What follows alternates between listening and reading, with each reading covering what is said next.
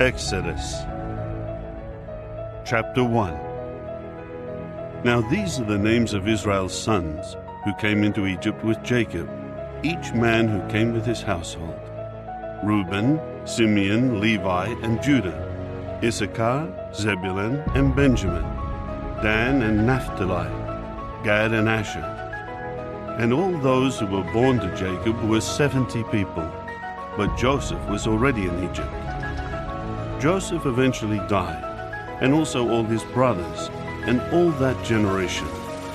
And the Israelites became fruitful and began to increase greatly, and they kept on multiplying and growing mightier at an extraordinary rate, so that the land became filled with them. In time, there arose over Egypt a new king, one who did not know Joseph.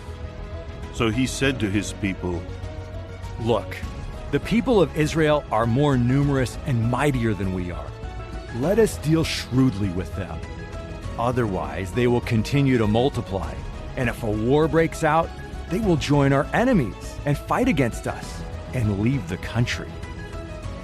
So they appointed chiefs of forced labor over them to oppress them with hard labor, and they built storage cities for Pharaoh, namely Pithom and Raamses.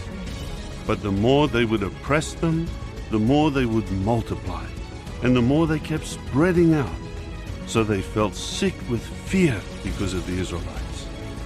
Consequently, the Egyptians forced the Israelites into harsh slavery. They made their life bitter with hard labor, as they worked with clay mortar and bricks and in every form of slavery in the field.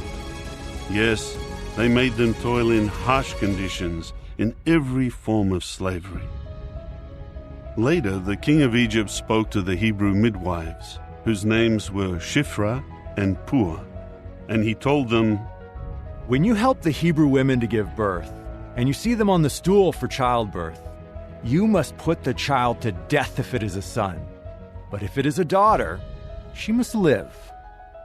However, the midwives feared the true God, and they did not do what the king of Egypt told them. Instead, they would keep the male children alive.